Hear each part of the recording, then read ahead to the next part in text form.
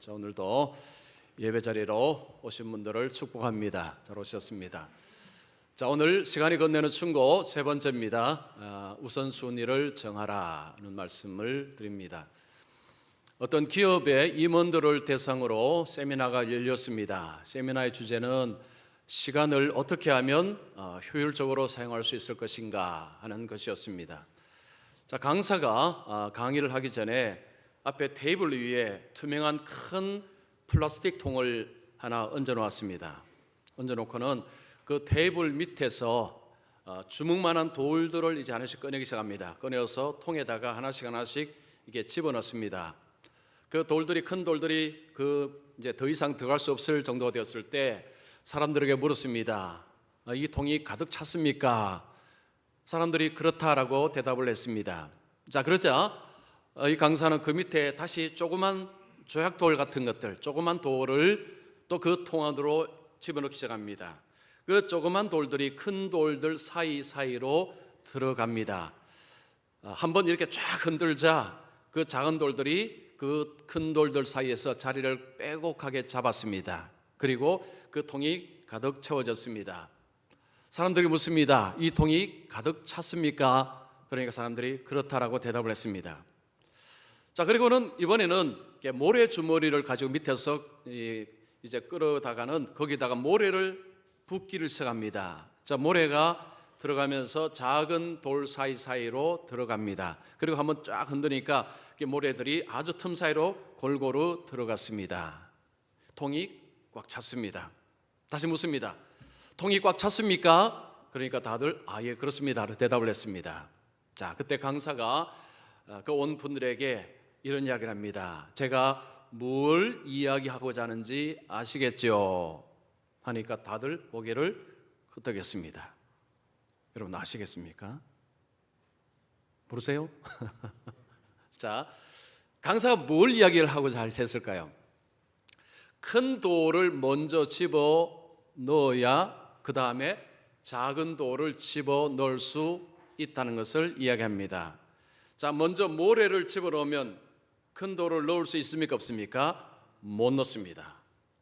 자, 큰 돌이 뭘까요? 큰 돌. 큰 돌은 인생에서 중요한 것, 인생의 목표, 큰 돌입니다.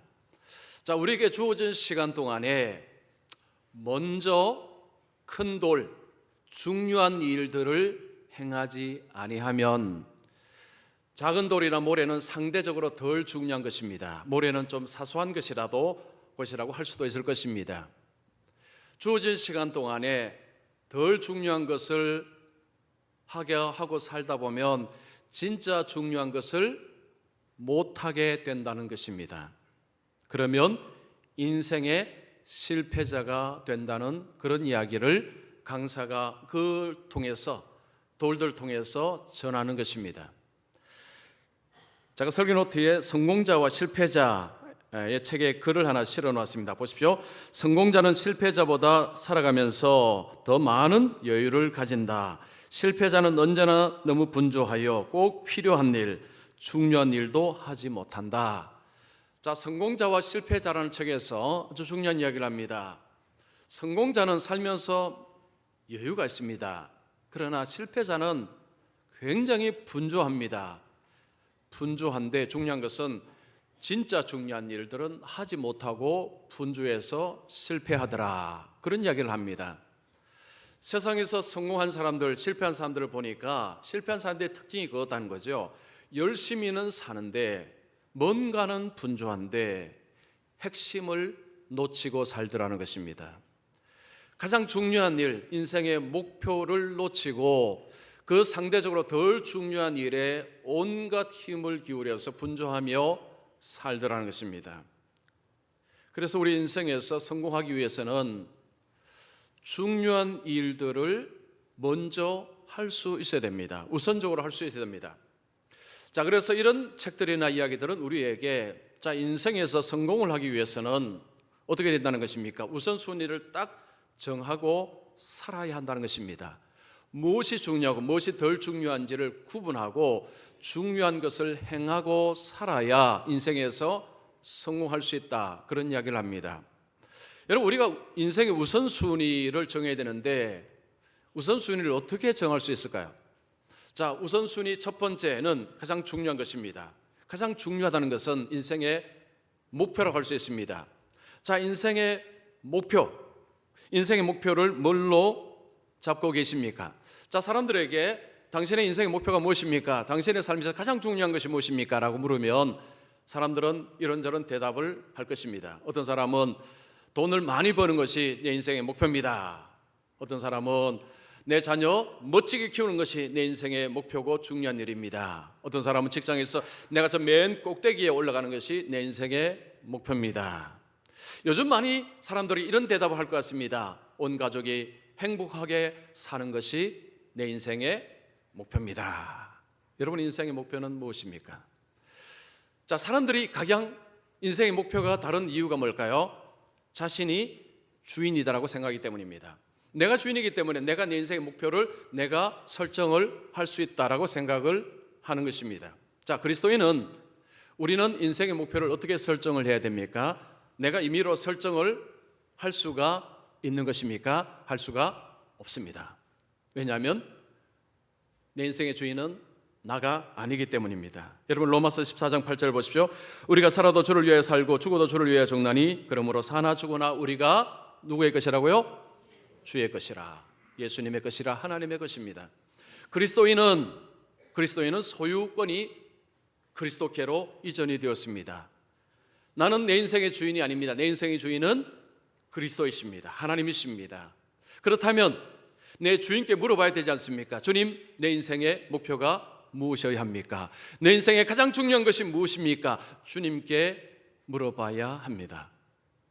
오늘 우리가 읽은 말씀은 바로 이 질문에 우리에게 주님이 답을 주시는 것입니다. 우리 인생의 목표가 무엇인지를 주님은 분명하게 말씀을 하십니다. 자, 마태복음 5장과 7장은 주로 이 말씀을 산상수훈이라고 말합니다. 예수님이 산 위에서 말씀을 하셨다라는 그런 관점에서 산상수훈이라고 부릅니다. 이 산상수훈 속에 예수님께서 자, 오늘 본문의 말씀을 하십니다. 자, 보면 먼저라는 표현합니다. 3절에 먼저.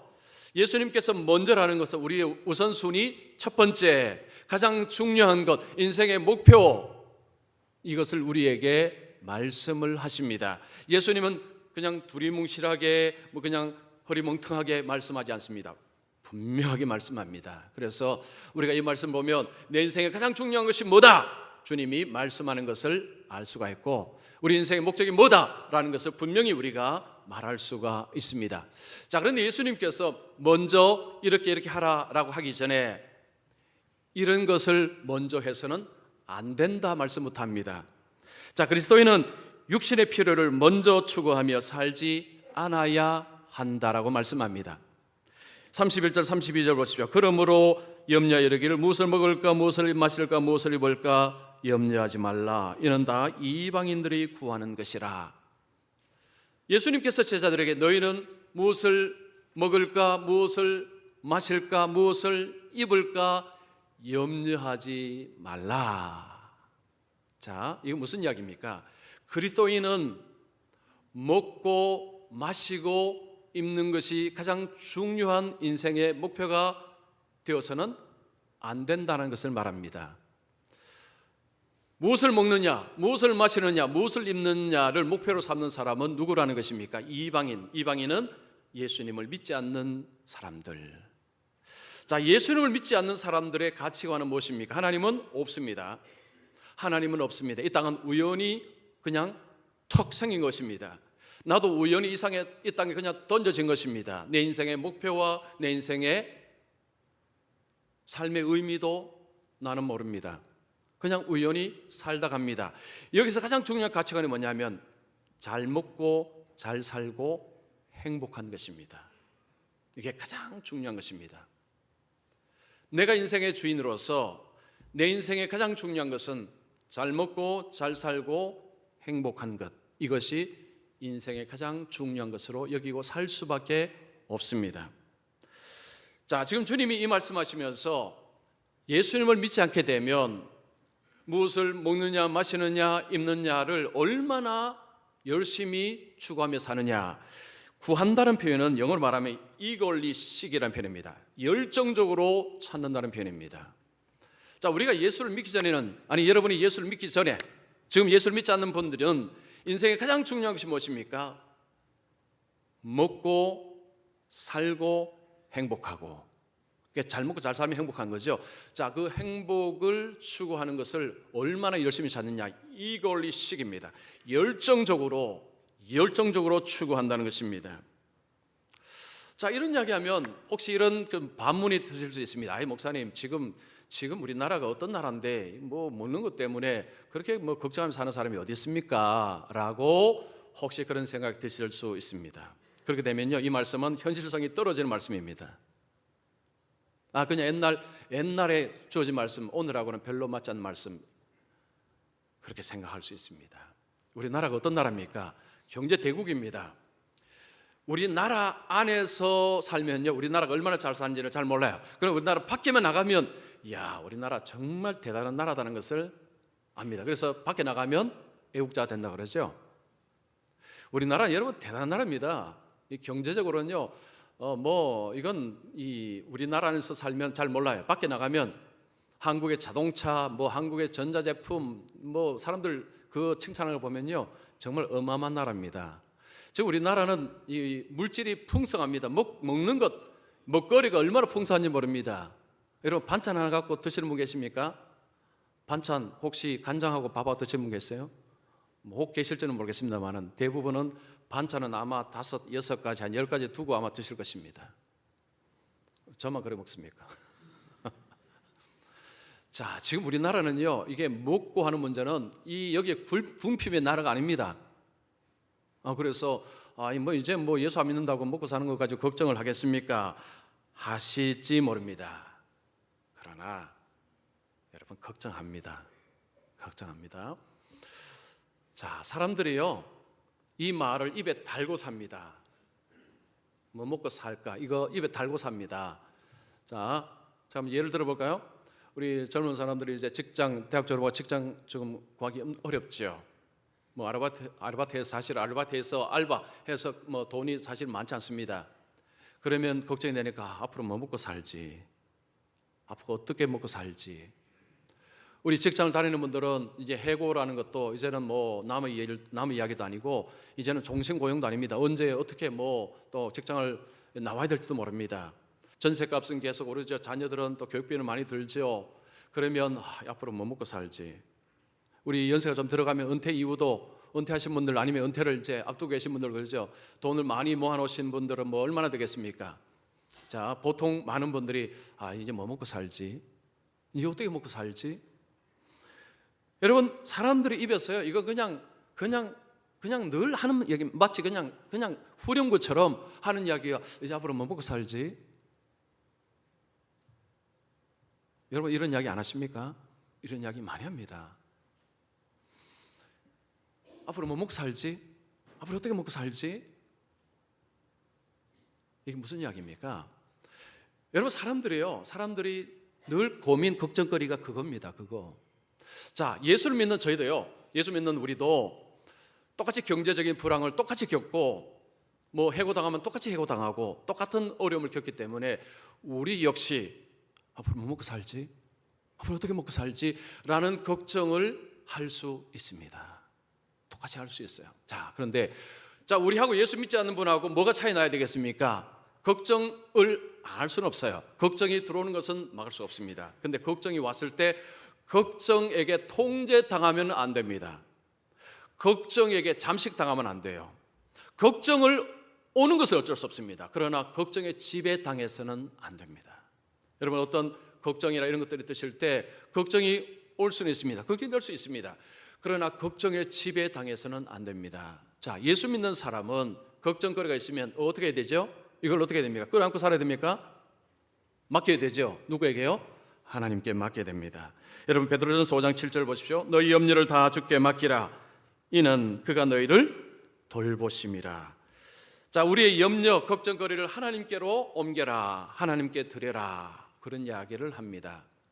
우리가 하나님 앞에 염려를 드릴 수 있는 방법 어떻게 드리죠? 기도입니다. 빌립보서 4장 6절 말씀. 자, 우리 같이 읽습니다. 아무것도 염려하지 말고 다만 모든 일에 기도와 간구로 너희 구할 것을 감사함으로 하나님께 아뢰라. 아무것도 염려하지 말고 염려거리가 있거든 하나님 앞에 가지고 나와서 구하라. 주님이 이런 말씀합니다. 바울을 통해서 우리에게 우리의 염려가 우리에게 찾아올 때 그 염려를 가지고 주님 앞에 나와서 기도하라. 우리는 시간 속에 있기 때문에 내일을 알지 못합니다. 그래서 내일에 대해서 염려가 올 수가 있습니다. 자, 그런데 하나님은 시간 밖에 계시며 하나님은 모든 것을 통제하시는 분이십니다. 그 하나님께 우리의 걱정거리를 넘겨 하나님께 맡겨라, 그 말씀을 합니다.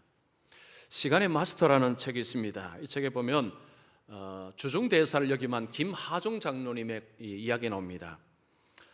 주중대사가 다른 나라 대사보다 조금 더 어렵다고 합니다. 중국과 한국 간에 여러 가지 좀 외교적인 민감 사항들이 있다 보니까 이 주중대사가 좀 수명이 대부분 좀 짧다고 합니다. 그런데 이분은 4년 이상을 주중대사를 했습니다. 이분이 할 때 대통령이 김대중 대통령 때 주중대사를 그때 했는데, 이분이 보통 하루에 1시간 반 내지 2시간 정도를 기도를 하는 분이라고 합니다. 한 번은 중국의 환경부 장관이 이 김하중 대사하고 이렇게 대화를 하는데 질문을 하더랍니다. 대사에게 인생에 가장 중요한 것이 무엇입니까? 라고 물었을 때 이 대사가 기도라고 했다고 합니다. 기도. 내 인생에 중요한 것은 기도입니다. 자, 그러자 기도가 도대체 뭡니까? 기도는 하나님과 대화하는 것입니다. 하나님과 무슨 대화를 합니까? 그때 김하중 대사가 이런 이야기 했다고 합니다.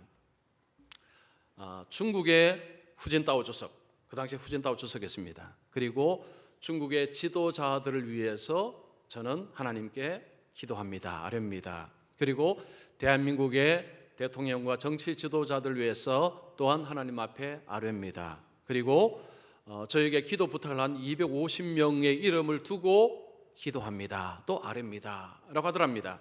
그러니까 이분이 이제 그 이야기를 두고 자기 나라도 아닌 남의 나라 지도자들 위해서 기도한다고 하는 소리에 이제 굉장히 감동을 받았습니다. 그때 이 대사가 그런 이야기 했다고 합니다.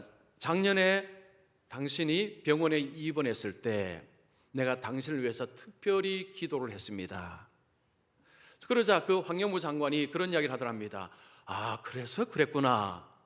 그때 유난히 회복이 빨랐습니다. 자기 입으로 그러더랍니다. 자, 이 해외 공간들도 힘든 일 중에 하나가 국정감사라고 합니다. 국정감사.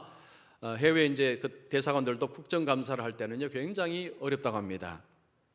어느 해에 이제 해외 대사관들 이게 이제 국정감사를 하는데 유독이 한 분의 국회의원이 굉장히 깐깐하고 굉장히 매서워서 이분이 거쳐가면 막 진땀을 흘린다고 합니다.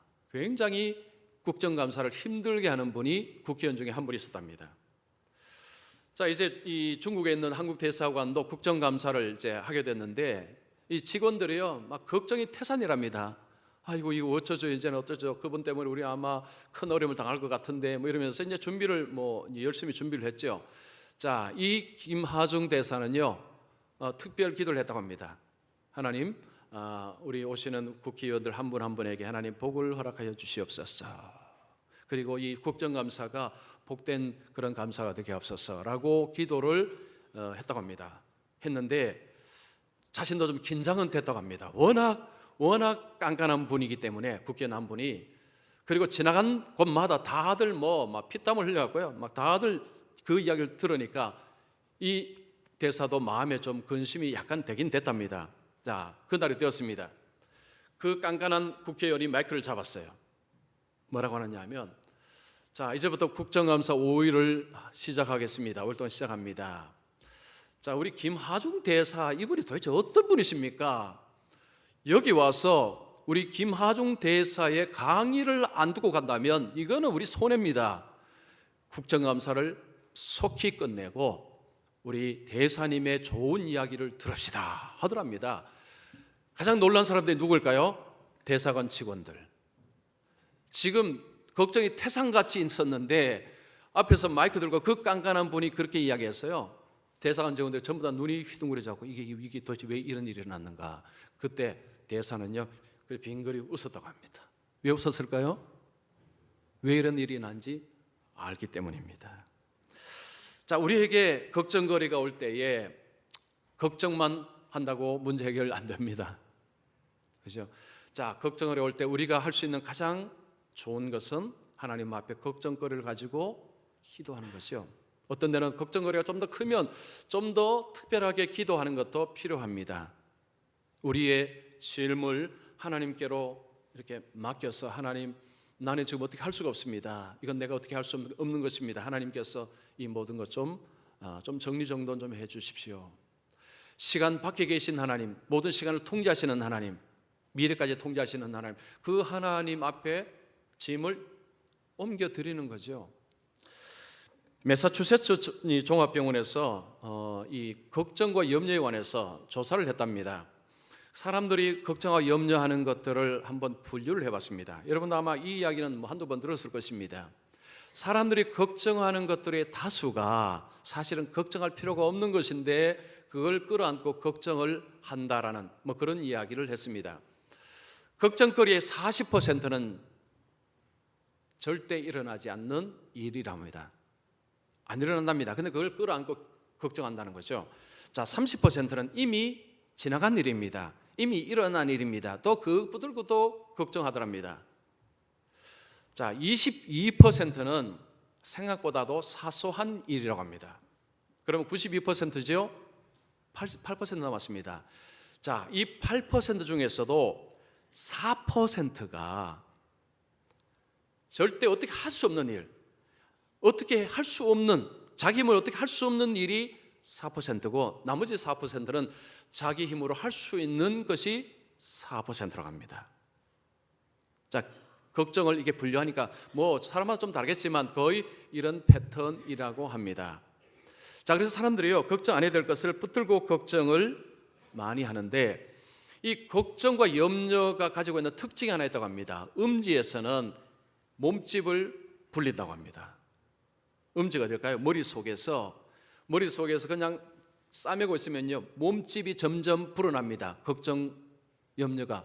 그럼 몸집이 불어나면 그게 나를 통제해버립니다. 나의 생각과 나의 삶을 통제해버립니다. 사람을 옴짝달싹 할 수 없을 정도로 사람을 딱 그냥 묶어버립니다. 자, 그래서 이것을 양지로 끌어내라고 합니다. 자, 음지에 있는 걱정거리를 양지로 끌어내라는 거죠. 심리학자들은 이렇게 이야기합니다. 그 걱정거리를 적어봐라. 자, 근데 여러분 적는다고 4%가 해결이 됩니까? 안 되죠. 적는다고 4% 내가 어떻게 할 수 없는 일이 적는다고 해결이 됩니까? 원천적인 해결 방법은 아닙니다. 자, 원천적인 해결 방법은 그 4%를 하나님께로 다시 옮기는 거죠. 왜냐하면 하나님은 하시니까, 하나님은 하실 수 있으니까 하나님께로 이렇게 넘겨 드리는 것이 우리 기독교인에게 하나님이 말씀하시는 걱정을 이길 수 있는 그런 방식입니다. 자, 그러면서 성경은 하나님은 우리가 그걸 가지고 걱정 싸매고 머리를 싸매고 하지 말고 진짜 걱정해야 될 것은 따로 있다라고 얘기합니다. 우리가 걱정해야 될 게 뭘까요? 여러분 고린도후서 7장 10절 말씀 보십시오. 하나님의 뜻대로 하는 근심은 후회할 것이 없는 구원을 이루게 하는 회개를 이루는 것이요 세상 근심은 사망을 이루는 것이니라. 하나님의 뜻대로 하는 근심은, 예수 믿는 사람도요 근심은 필요합니다. 무슨 근심입니까? 하나님의 뜻을 따라서 하는 근심입니다. 좀 쉽게 말씀드리면 하나님의 뜻대로 살고자 하는 걱정, 염려는 좋은 것인데 이 염려는 안 하고 다른 염려 붙들고 살면 안 된다는 그런 이야기입니다. 자, 우리가 왜 하나님의 뜻을 따라 사는 것을 염려해야 될까요? 이유가 있습니다. 여러분 야고보서 4장 14절 15절 보시면 내일 일을 너희가 알지 못하는도다. 너희 생명이 무엇이냐? 너희는 잠깐 보이다가 없어지는 안개니라. 너희가 도리어 말하기를 주의 뜻이면 우리가 살기도 하고 이것이나 저것을 하리라 할 것이거늘. 자, 우리를 안개로 비유합니다. 잠깐 있다가 사라지는 안개 같은 존재가 우리입니다. 인간입니다. 하나님의 뜻이면 살기도 하고 죽기도 하고 일어서기도 하고 넘어지기도 하고 결국은 하나님의 뜻에 의해서 우리 인생은 이쪽으로 갈 수도 있고 저쪽으로 갈 수도 있고. 그러면 우리 인생 초점 무엇입니까? 하나님의 뜻이죠. 어떻게 하면 하나님의 뜻 안에서 살 것인가? 이것이 고민이 되는 것이 정상적입니다. 이게 합리적인 것이죠. 요즘 뭘 걱정하십니까? 이제 뭐 먹고 사나? 혹시 그 걱정되십니까? 앞으로 이제 뭐 먹고 사나? 너무 걱정이야. 걱정이 오는 것은 어쩔 수 없습니다. 자, 걱정이 왔을 때 뭐 해야 되죠? 걱정 가지고 기도하셔야 됩니다. 걱정이 음지했으면 몸집을 불립니다. 양지로 끌고 나와야 됩니다. 하나님께로 그것을 기도하고 그 하나님께 맡기는 것이 하나님께서 우리에게 말씀하는 것입니다. 자, 예수님께서 예수 믿는 사람은 육신의 필요가 먼저 삶을 추구해야 될 목표가 아니다라고 말씀하고, 그러면 진짜 목표가 무엇입니까? 33절에 이야기하죠. 너희는 먼저 그의 나라와 그의 의를 구하라. 자, 그리스도인은 먼저 하나님 나라를 구하며 살아가는 자들입니다. 예수 믿는 사람의 우선순위 첫 번째, 하나님 나라를 구하며 사는 것입니다. 여러분, 하나님의 나라가 무엇입니까? 하나님 나라는 하나님이 왕이신 나라가 하나님 나라입니다. 하나님이 왕으로 통치하는 나라가 하나님의 나라입니다. 우리는 그 하나님 나라 백성이고 그리스도는 그 하나님의 백성으로 하나님의 통치를 받아 살아갑니다. 그것이 하나님의 나라입니다. 예수님께서 제자들에게 기도를 가르쳐 주셨습니다. 하늘에 계신 우리 아버지여, 이름이 거룩히 여김을 받으시오며 나라의 임하시오며 뜻이 하늘에서 이루어진 것 같이 땅에서도 이루어지이다. 예수님이 오늘 말씀에서도 하나님 나라를 말씀하셨지만 기도를 가르쳐 주실 때도 첫 번째 기도의 내용이 하나님의 나라가 어디에요? 나의 가정에, 내 속에, 내 마음에, 나의 가정에, 나의 직장에, 나의 일터에, 그리고 교회에 하나님의 나라가 임하시옵소서. 하나님의 나라의 삶을 살아가는 것이 우리 인생의 목표가 되어야 된다는 것입니다. 우리 인생의 가장 우선순위 첫 번째 와야 된다라고 말씀을 합니다. 자, 여기서 한 가지 우리가 주의해야 될 것이 있습니다. 하나님의 나라를 우리가 구한다고 할 때는요, 교회 말을 지칭하지 않습니다. 가정과 일터와 우리가 속한 모든 곳을 이야기합니다. 하나님이 우리를 부르신 이유가 잘 먹고 잘 사고 행복하게 하기 위해서 부르신 것이 아닙니다. 하나님이 나를 그리스도인으로 부르신 것은 내 자녀 잘 키워서 내 자녀 잘 되게 하는 것, 이거 아닙니다. 내 가족 건강하게 잘 살기 위해서 하나님이 나를 부르신 것 아닙니다.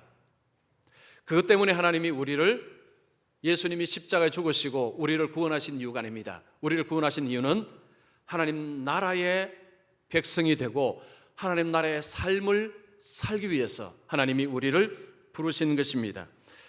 이 삶을 살아갈 때 하나님이 중요한 약속을 합니다. 예수님이 33절에 보십시오. 너희는 먼저 그의 나라와 그의 의를 구하라. 그리하면 이 모든 것을 너희에게 더 하시리라. 이 말씀 우리가 굉장히 좋아하죠.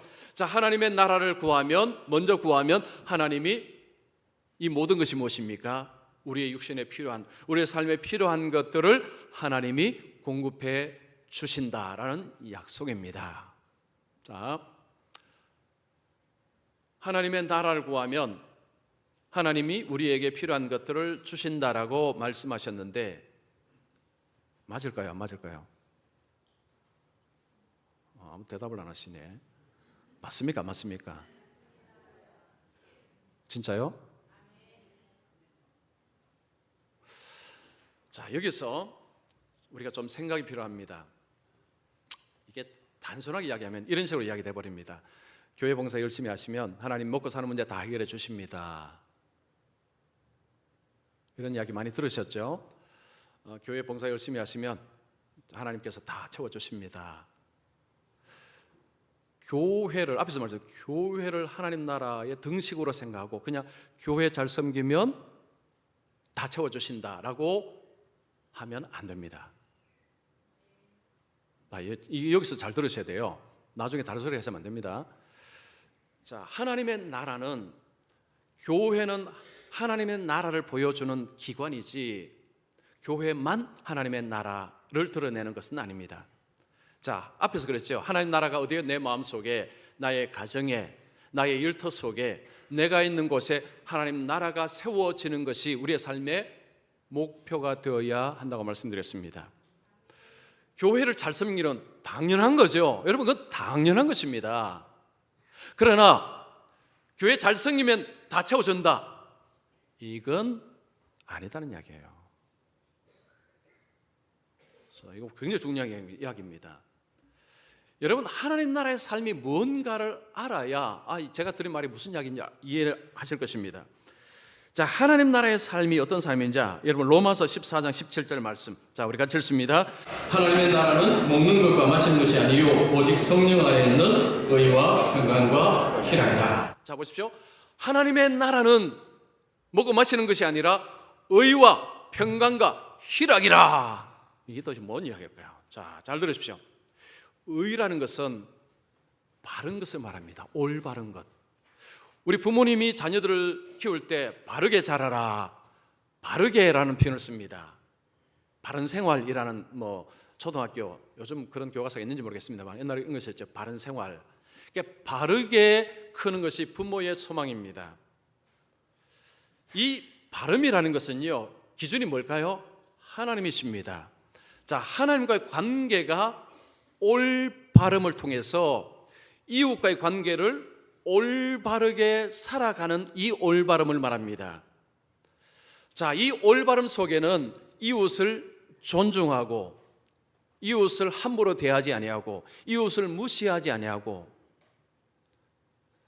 사람을 함부로 대하고 사람들을 함부로 무시하는 사람은요, 하나님과의 관계 설정이 제대로 안 된 분들입니다. 심지어 교회를 다닐지라도. 여러분, 교회를 다녀도 사람을 함부로 대하는 분은 하나님과의 관계 설정이 잘못된 분입니다. 하나님과의 올바른 관계는 이웃과의 올바른 관계로 자연스럽게 이어집니다. 바로 그 의미입니다. 자, 하나님 나라의 삶은요, 하나님과의 올바른 관계를 통해서 내 가정과 일터와 어디에서든지 내 주위에 있는 사람과의 올바른 관계를 추구합니다. 자, 두 번째, 평강입니다. 이 평강은 전쟁과 갈등이 없는 상태죠. 샬롬입니다. 샬롬. 이 샬롬은 하나님과의 관계 속에서 샬롬이 주어지고, 이 샬롬이 나와 주위에 있는 이웃과의 관계 속에 샬롬이 퍼져가는 것입니다. 하나님과의 평화, 하나님과 우리는 원수 관계였는데 예수 그리스도의 피로서 하나님과 화목 관계 되었습니다. 여기서 끝난 것이 아닙니다. 그리고 나와 옆에 있는 사람, 타인과 이웃과의 관계가 화목하게 되었습니다.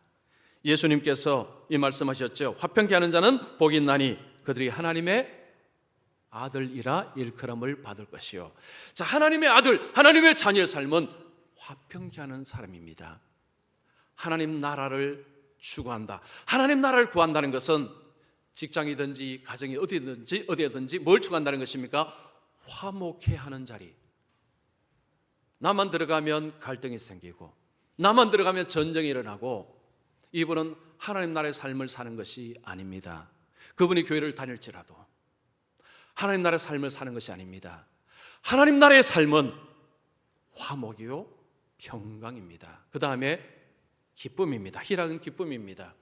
자, 기쁨의 원천은 뭐냐? 하나님이십니다. 자, 하나님과 관계 속에 하나님이 주시는 기쁨을 받아서 그 다음에 이 기쁨이 어디로 간다는 것입니까? 나의 이웃에게, 내 주위의 사람들을 기쁘게 하고 웃음 짓게 만들고 용기를 주고 힘을 주는, 하나님이 나에게 용기를 힘을 주신 그 기쁨으로 나도 다른 사람에게 용기를 주고 힘을 주는 삶을 살아가는 것이 하나님 나라의 삶입니다.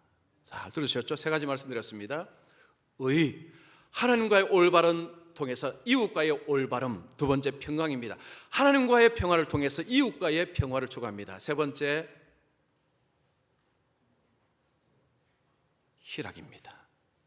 하나님의 기쁨이 다른 사람을 기쁘게 하는 것입니다. 자, 제가 질문할게요.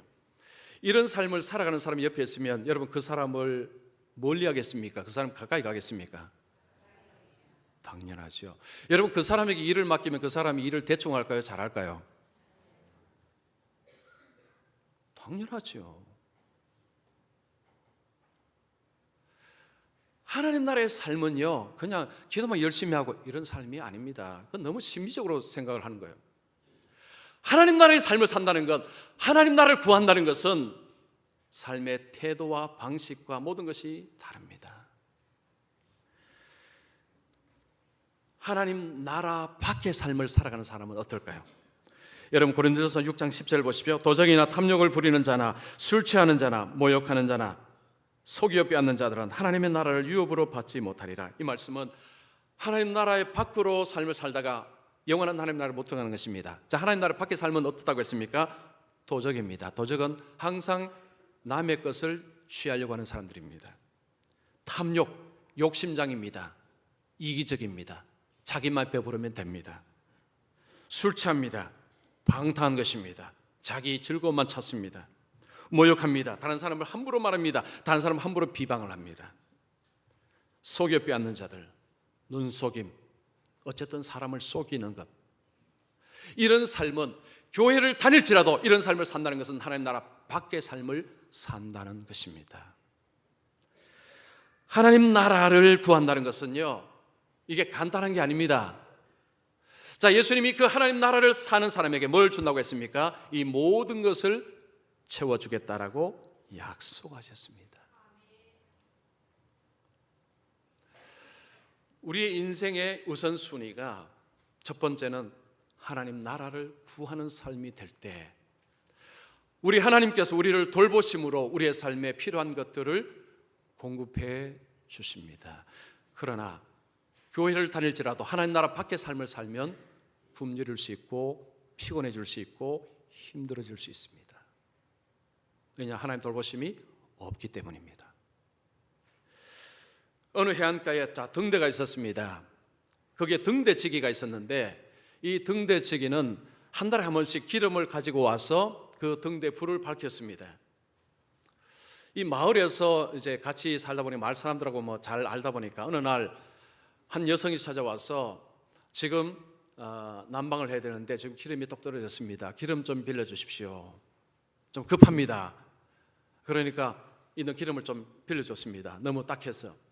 그 다음날 어르신 한 분이 와서 지금 우리 집에 등잔에 불을 밝혀야 되는데 지금 기름이 똑 떨어졌어요. 기름 조금만 빌려주세요. 뭐 다 아는 사람이고 급하고 그래서 이렇게 막 줬습니다.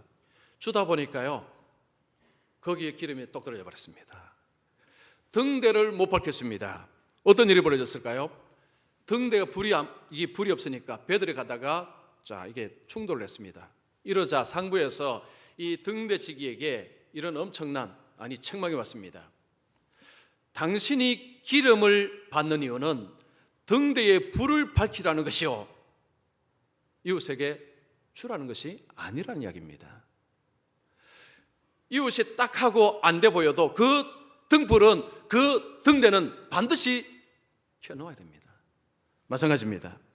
여러분, 우리에게 하나님이 건강을 주셨습니다. 시간을 주셨습니다. 여러분, 그걸 뭘 하고 계십니까? 등대를 밝히고 계십니까? 하나님께서 우리에게 주신 사명, 목표가 있습니다.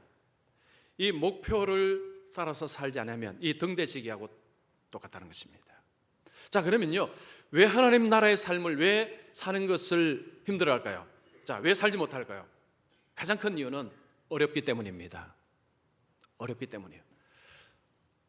교회를 좀 하시죠 하면 어떤 분들은 다음에 할게요. 다음에, 내년, 다음에, 1년 뒤, 2년 뒤, 아무도 모릅니다. 하여튼 다음입니다. 다음. 왜? 어렵기 때문입니다. 힘들기 때문입니다. 여러분, 하나님 나라를 구한다는 것은, 하나님 나라의 삶을 산다는 것은 어렵습니다. 그 미루기를 하는 이유는요, 일이 즐겁지 않기 때문이랍니다. 일이 즐거우면요, 일을 당장 해버립니다. 근데 힘들기 때문에 이건 내일 하지, 아니면 좀 나중에 하지. 일이 힘들고 좋지 않기 때문에 자꾸 미룬답니다. 자, 그런데 성공하는 사람들을 보니까요, 특징이 있더랍니다. 어려운 일을 먼저 하는 사람들이 결국은 성공하더라. 실패한 사람은 자꾸 미룹니다. 1년 뒤, 내년 이런 사람이 실패하고요. 성공하는 사람은 힘든 일을 먼저 끌어안고 하는 사람이 결국은 성공하더라. 중국의 하이얼이라는 이 회사가 있습니다. 우리나라에도 뭐 이제 텔레비전이나 이런 가전제품들이 막 들어오죠. 저가로 들어옵니다. 이 하이얼 회사가요, 제품을 만들고 나서 어떻게 했느냐면 가장 들어가기 어려운 지역부터 수출을 하기 시작했답니다. 예를 들면 냉장고를 만들었을 때 가장 까다로운 나라가 독일이랍니다. 독일이 냉장고 하여튼 굉장히 깐깐하게 기준이 엄격하답니다. 그런데 다른 나라보다는 그 나라에 먼저 상륙을 했답니다. 자, 그래서 거기에 통과하면요, 다른 나라는 그냥 통과한답니다. 세탁기는 어디냐? 일본이랍니다. 일본. 그래서 세탁기를 만들어서 일본부터 먼저 상륙시켰는데 거기에 통과하면 다른 나라는 그냥 통과를 하기 때문입니다. 어려운 일, 힘든 일을 하면요, 거기에 성취감이 어마어마합니다. 이게 굉장히 도움이 된다고 합니다. 그 게임 중독에 빠진 아이들이 이 게임에 빠진 이유가요, 성취감 때문이라고 합니다. 성취감. 그 성취감이 너무 좋아서 그냥 빠져버리는 거죠. 근데 그 성취감은 독입니다. 독. 현실 세계는 어마어마하게 어렵기 때문입니다. 힘든 일을 먼저 하게 되면 거기에 성취감이 생기기 때문에 그 다음에 하는 일은 상대적으로 덜 힘들다는 것입니다. 하나님 나라의 삶이라는 것은 쉽지 않습니다. 왜냐, 우리 본성하고 반대로 요구할 때가 참 많습니다. 좁은 길 가라, 좁은 문으로 들어가라. 우리는 넓은 문 들어가고 싶습니다. 쉽지 않습니다. 그래서 좀 나중에 할게요. 여러분, 오늘 힘든 일 내일 즐거운 일이 될까요? 그렇지 않습니다. 내일 여전히 어렵습니다. 밀리고 결국 못합니다. 하나님 나라의 삶은요, 미뤄야 될 삶이 아니고 오늘 당장 해야 될 삶입니다. 여기에서 이 하나님 나라의 삶을 살아갈 때 그 안에서 보람이 있습니다. 어마어마한 보람이 있어요. 그리고 중요한 오늘 말씀했죠. 하나님의 공급하심, 하나님의 도우심, 하나님의 채우심, 이란 것들을 덤으로 경험합니다. 여러분, 인생의 진짜 무기가 뭘까요? 학벌, 돈 아닙니다. 진짜 무기는 하나님이 나를 도우신다, 하나님이 나를 돌보신다. 이거 진짜 무기입니다. 이만한 무기가 없습니다. 그런데 이 무기는 그냥 생기지 않습니다. 교회 몇 번 다닌다고 이 무기 생기는 게 아닙니다. 이 무기는 하나님 나라의 삶을 살아갈 때 생기는 무기가 이 무기입니다.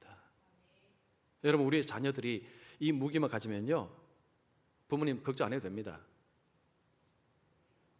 우리도 마찬가지입니다. 이 무기 있으면 여러분 걱정 안 해도 됩니다. 문제는 이 무기를 가졌느냐가 중요합니다. 하나님 나라의 삶을 살아가면 이 무기를 가집니다.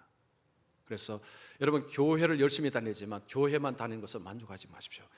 하나님 나라의 삶을 사는 것을 중요하게 여기고 그 삶을 살아가십시오. 주님이 오늘 우리에게 그 말씀을 합니다. 자, 우리 인생의 목표가 뭐냐? 하나님 나라의 삶을 살아가는 것입니다. 하나님이 나의 왕이시고 나는 하나님의 백성이고 나의 가정과 일터와 내가 있는 곳에 그 하나님의 왕 되심을 인정하고 그 앞에서 내가 순종하며 사는 것, 이것이 나의 삶의 가장 중요한 것이 되어야 한다 말씀합니다. 이거 다 밀어놓고 나중에 다른 거 하다가 나중에 하나님 앞에 섰으면 실패한 인생이 됩니다. 그래서 하나님 앞에 성공한 인생이 정말 되시고자 한다면, 저도 되고 싶습니다. 그런다면 중요한 것을 미루지 마시고 먼저 하십시오.